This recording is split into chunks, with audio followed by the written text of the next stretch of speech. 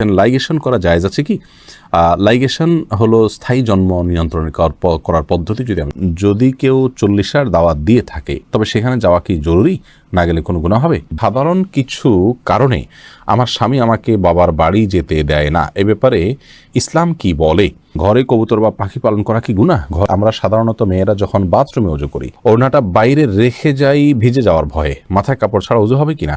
আমার অফিসে স্যারদের স্যালুট দিতে হয়, এখন স্যালুট দেওয়া কি জায়েজ হবে? জায়নামাজে আপনি লিখেছেন জায়নামাজের দোয়া কি পড়া লাগে আর মেয়েরা কিভাবে সেজদা দিবে? ওযুর সময় ঘাড় মাসে করার বিধান কি? ওযুর বাসায় মেয়েরা কি মাথায় কাপড় ছাড়া থাকতে পারবে যদি বাসায় কোনো পরপুরুষ না থাকে? হাতে বড় নখ থাকলে কি ওযু হবে? ইদ্দত পালন কতদিন করতে হয়? আজান চলাকালীন সময় নামাজ পড়া যাবে কি না? ওযু করার পর বাচ্চার পেশাব হাতে লাগলে কি পুনরায় ওযু করব নাকি শুধু হাত ধুলেই হবে? মোবাইল পকেটে নিয়ে নামাজ পড়া যাবে? বিদেশে যাওয়ার জন্য বয়স বাড়লে কি গুনাহ হবে? আমার একটা ডিপিএস আছে, তার সুদ দিয়ে কি আমি নিজের বাথরুম বানাতে পারবো? আজান চলাকালীন ওয়াশরুমে থাকলে মনে মনে আজানের জবাব দেওয়া যাবে কি? শীতের দিনে অনেকে মোজা পরে সালাত আদায় করেন, এটাতে সালাত হবে কি না? বিসমিল্লাহ বলে ওযু শুরু করলে ওযু হবে কি? হাতে কলমের কালি থাকলে ওযু হবে কি? শেরওয়ানি পরা কি ইসলাম সম্মত? বিয়েতে শেরওয়ানি পরা প্রাপ্তবয়স্ক হওয়ার পর যদি জানতে পারে আকিকা হয়নি, সেক্ষেত্রে করণীয় কি? বয়স পানির নিচে ছতর ঢাকা লাগবে কি? নামাজের সময় আম্মু কোনো কাজের আদেশ দিলে কি করব? দাঁড়িয়ে পেশাব করলে কি গুনাহ হবে? রুমে যদি বন্ধ অবস্থায় টিভি থাকে তাহলে কি নামাজ আদায় করা যাবে? চলুন তাহলে আর বিলম্ব না করি, ইতিমধ্যে যে সমস্ত প্রশ্ন আমাদের কাছে এসে পৌঁছেছে সেগুলোর উত্তর দেওয়ার পালে আমরা প্রবেশ করি। আজান চলাকালীন সময় নামাজ পড়া যাবে কি না? এমডি আলাউদ্দিন আপনি প্রশ্ন করেছেন। আজান চলাকালীন সময় সালাত পড়া যেতে পারে, আজান চলাকালীন সময় যে নামাজ পড়া যাবে না এমন কোনো কথা কোরআনে কোথাও বলা হয়নি। তবে হ্যাঁ, আপনি জানেন যে এখনই আজান শুরু হবে, তাহলে আজানের জবাব দেওয়া সুন্নত, সেজন্য শেষ সুন্নতটা পালন করে তারপর আপনি সালাত পড়বেন। যদি কেউ 40 দাওয়াত দিয়ে থাকে তবে সেখানে যাওয়া কি জরুরি? না গেলে কোনো গুনাহ হবে? যাওয়া তো জরুরি মোটেই না, কারণ 40 যে আনুষ্ঠানিকতা এটি ইসলাম সম্মত আনুষ্ঠানিকতা নয়, এটা হিন্দুদের বিভিন্ন কালচার থেকে আমাদের সমাজে এসেছে, বিধায় আমরা সেগুলোতে যাব না। সেগুলো অ্যাভয়েড করা উচিত, কারণ সুন্নাহ বিরোধী কোনো কাজে মুসলমান যথাসম্ভব যাওয়া উচিত নয়। শীতের দিনে অনেকে মোজা পরে সালাত আদায় করেন, এটাতে সালাত হবে কি না? শীতের দিনে যদি মোজা পরে সালাত আদায় করেন কোনো অসুবিধা নেই, হয়ে যাবে। আমার অফিসে স্যারদের স্যালুট দিতে হয়, এখন স্যালুট দেওয়া কি জায়েজ হবে? স্যালুট দেওয়ার ক্ষেত্রে আপনি যেহেতু শরীরের কোনো বিধান লঙ্ঘন করতে হচ্ছে না, আপনি মাথাটা আপনার সোজা টান রেখে আপনি স্যালুট দিচ্ছেন বিধায় হারাম হবে না, চাকরির খাতিরে এটা আপনি করতে পারেন। পানির নিচে ছতর ঢাকা লাগবে কি? পানির নিচে ছতর ঢাকা আবশ্যক নয় যদি সেটা উপর থেকে কেউ না দেখে। লাইগেশন করা জায়েজ আছে কি? লাইগেশন হলো স্থায়ী জন্ম নিয়ন্ত্রণ করার পদ্ধতি, যদি আমি ভুল না বলে থাকি এটা জায়েজ নয়। স্থায়ীভাবে জন্ম নিয়ন্ত্রণ করা ইসলামের শরীয়তের দৃষ্টিকোণ থেকে জায়েজ নয়। সাময়িক যে জন্ম নিয়ন্ত্রণ করার পদ্ধতি আছে সেটি বিভিন্ন উপায় হতে পারে, আপনার কপাটি পরে হতে পারে, বা আরও বিভিন্ন আপনার টেকনিক বা সিস্টেম আছে, সেগুলোর মাধ্যমে অস্থায়ীভাবে জন্ম নিয়ন্ত্রণ করা যেতে পারে। বিদেশে যাওয়ার জন্য বয়স বাড়লে কি গুনাহ হবে? বিদেশে যাওয়ার জন্য যদি বয়স বাড়িয়ে লিখতে হয় যে এত বছর না হলে সেটি করা যাবে না, তাহলে সেক্ষেত্রে আপনি ওই বয়স বাড়িয়ে লিখেছেন, অবশ্যই সেটি গুনাহের কারণ হবে, কারণ মিথ্যা বলা সর্বাবস্থায় ইসলাম হারাম করেছে। ওযুর সময় ঘাড় মাসে করার বিধান কি? ওযুর সময় ঘাড় মাসে করাটা বিশুদ্ধ কোনো হাদিস দ্বারা প্রমাণিত নয়। এক্ষেত্রে অনেকগুলো বর্ণনা আছে, এই বর্ণনাগুলোর বেশিরভাগই আপনার অগ্রহণযোগ্য, অনেকগুলো জাল, অনেকগুলো যায়িফ।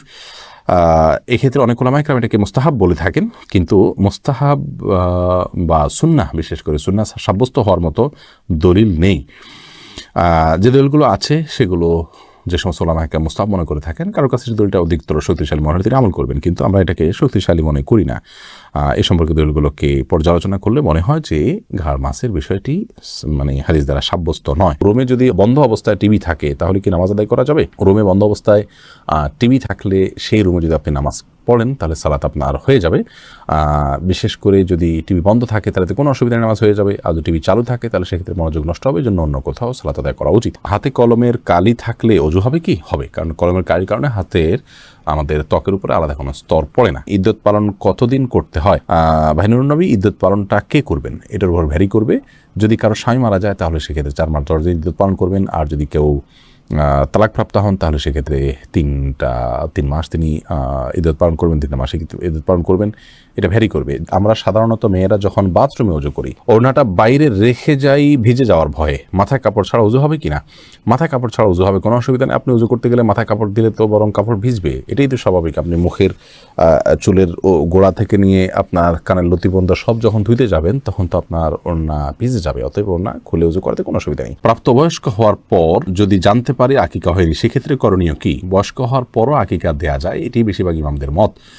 অতএব আকিকার যদিও সুন্নাহসম্মত সময় হলো 7ম, 14তম বা 21তম দিন, সেদিনগুলো পার হয়ে গেলেও আমরা আকিকা দিলে আকিকা হয়ে যাবে। নামাজের সময় আম্মু কোনো কাজের আদেশ দিলে কি করব? যদি নফল নামাজ হয় আর আম্মুর এই কাজটা খুব বেশি গুরুত্বপূর্ণ হয়, ডাক শুনে বুঝতেছেন যে খুব জরুরি, আম্মু খুব সিরিয়াসলি ডাকছে, তাহলে আপনি নফল নামাজ ভেঙে আম্মুর কথা শুনবেন, পরবর্তীতে সে নামাজ পড়ে দিবেন। আর যদি ফরজ নামাজ হয় তাহলে আপনি নামাজ শেষ করে যতটুকু তাড়াতাড়ি করা সম্ভব করে তারপর আপনি আম্মুটাকে সাড়া দিবেন। উজু করার পর বাচ্চার পেশাব হাতে লাগলে কি পুনরায় উজু করব নাকি শুধু হাত ধুলেই হবে?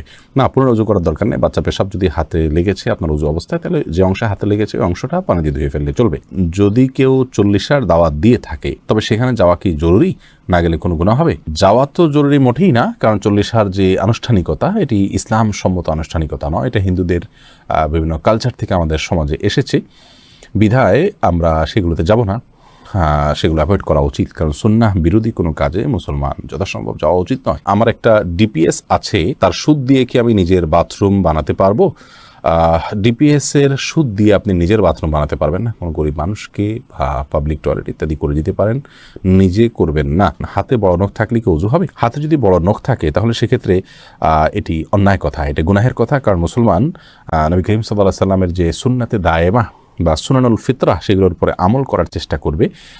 হাতে বড় নখ রাখা উচিত নয়, কিন্তু যদি বড় নখ থাকে এবং তিনি অজু করেন, অজু হয়ে যাবে, সেটা সম্পূর্ণ ভিন্ন বিষয়। শেরওয়ানি পরা কি ইসলাম সম্মত? বিয়েতে শেরওয়ানি পরা এটি অবশ্যই ইসলাম অনুমোদিত এই অর্থে যে আমরা একটু আগে বলছিলাম যে পোশাক আশাকের ক্ষেত্রে পৃথিবীর যে অঞ্চলে মানুষ যেরকম পোশাক আশাক করে, বিশেষ করে বিয়ে শাদীতে যে কালচার মানুষের সমাজে প্রচলিত আছে সেই কালচার ধারণ করতে কোনো অসুবিধা নেই, যদি কোনো হাদিসে কোনো মৌলিক নির্দেশনার খেলাফ না হয়। অতএব পোশাক আশাকের ক্ষেত্রে আমরা এরকম পোশাক পরতে পারবো না এরকম কোনো নিষেধাজ্ঞা নেই, শেরওয়ানি পরা যাবে না এমন কোনো কথা নেই, বিধায় শেরওয়ানি পরাতে কোনো সমস্যা নেই, বরং বিয়ের দিন বিশেষ পোশাক পরাটাই হলো কাম্য। ঘরে কবুতর বা পাখি পালন করা কি গুনাহ? ঘরে কবুতর অথবা পাখি এগুলো পালন করাতে কোনো অসুবিধা নেই, কারণ পাখি এই পশু এভাবেই পালন করা হয়ে থাকে। বিশেষ করে পাখির ক্ষেত্রে যে পাখিগুলো খাঁচায় পালনযোগ্য, এভাবেই সেগুলো বেড়ে উঠেছে, জন্ম হয়েছে, জাতটাই এরকম, তাহলে সেগুলো পালা দোষণীয় নয়। তবে যে পাখি বাহিরে উড়ে চড়ে বেড়ায় সেগুলোকে বলপূর্বক আপনি বেঁধে রেখেছেন এবং খাবার দিচ্ছেন না, এরকম যদি হয় সেটাও জুলুম হবে। মোবাইল পকেটে নিয়ে নামাজ পড়া যাবে? উত্তর হলো যাবে, কোনো অসুবিধা নেই, তবে নামাজ যাতে মনোযোগ নষ্ট না হয় সেজন্য চ্যানেল ইত্যাদি করে নেওয়া উচিত। জায়নামাজের আপনি লিখেছেন জায়নামাজের দোয়া কি পড়া লাগে আর মেয়েরা কিভাবে সেজদা দিবে? জায়নামাজের দোয়া বলতে শরীয়তে বিশেষ কোনো দোয়া নেই, আমরা জায়নামাজের উপরে দাঁড়িয়ে সরাসরি সালাত শুরু করব। আমরা যে ইন্নিওয়াজ যেহেতু এরকম একটা দোয়া শিখেছি জায়নামাজের নামে, এরকম কোনো বিশেষ আপনার দোয়ার কথা কোরআন হাদিসে কোথাও বলা হয়নি। বিসমিল্লাহ বলে ওযু শুরু করলে ওযু হবে কি? কোনো সূরা পাঠ না করে বিসমিল্লাহ বলে যদি আপনি ওযু শুরু করেন তাহলে ওযু হয়ে যাবে। ওযু শুরু করার জন্য কোনো সূরা পাঠ করার দরকার নেই, শুধু বিসমিল্লাহ পাঠ করেই ওযু করার নির্দেশনা হাদিসে এসেছে। সাধারণ কিছু কারণে আমার স্বামী আমাকে বাবার বাড়ি যেতে দেয় না, এ ব্যাপারে ইসলাম কি বলে? আপনার স্বামী আপনার বাবার বাড়ি যেতে নিষেধ করলে সেটি তিনি অন্যায় করছেন, অবিচার করছেন, কারণ আত্মীয়তার সম্পর্ক ছিন্ন করা শরীয়তে অত্যন্ত জঘন্য অপরাধ। সে অপরাধ করতে আপনাকে বাধ্য করে তিনি অপরাধ কাজ করছেন, তিনি অন্যায় কাজ করছেন। আমরা আপনার স্বামীর প্রতি আকুল আবেদন রাখবো তিনি যেন তার এই ভুল অবস্থান থেকে ফিরে আসেন, আল্লাহ তাআলা তাকে সেই তৌফিক দান করুন। আর আপনি যদি পারেন তার এই অবিচার থেকে নিজেকে দূরে সরিয়ে রাখতে এবং আপনি আপনার আত্মীয় স্বজনের সাথে গোপন যদি সম্পর্ক রাখেন সেটা আপনার জন্য গুনাহ হবে না, তবে আপনাদের মধ্যে যেন কোনো ভুল বোঝাবুঝি না হয় সেদিকটা আপনাকে খেয়াল রাখতে হবে। দাঁড়িয়ে পেশাব করলে কি গুনাহ হবে? দাঁড়িয়ে পেশাব করলে সেটা অনুচিত এবং অনুত্তম হবে, কারণ হলো দাঁড়িয়ে পেশাব করলে তার ছিটা আমাদের গায়ে এসে লাগে, অথচ পেশাবের ছিটা থেকে বাঁচার জন্য নবী করিম সাল্লাল্লাহু আলাইহি ওয়াসাল্লাম তাকিদ দিয়েছেন। কবর আযাবের অন্যতম একটা বড় কারণ হলো পেশাব থেকে ভালো করে পরিচ্ছন্ন না হওয়া। এই জায়গা থেকে দাঁড়িয়ে সচরাচর পেশাব করা উচিত নয়। রাসূল আকরাম সাল্লাল্লাহু আলাইহি সাল্লাম সম্পর্কে আমাদের আয়েশা রাদিয়াল্লাহু তাআলা বলেছেন এবং তিরমিজিতে হাদিসটি বর্ণিত হয়েছে, তার ভাষ্য হলো এরকম যে তিনি বলেছেন নবী আলাইহিস সালাম দাঁড়িয়ে পেশাব করতেন, এই কথা কেউ বললে তোমরা বিশ্বাস করবে না। সেই জায়গা থেকে দাঁড়িয়ে পেশাব করাটাকে অ্যাভয়েড করা উচিত এবং উত্তম।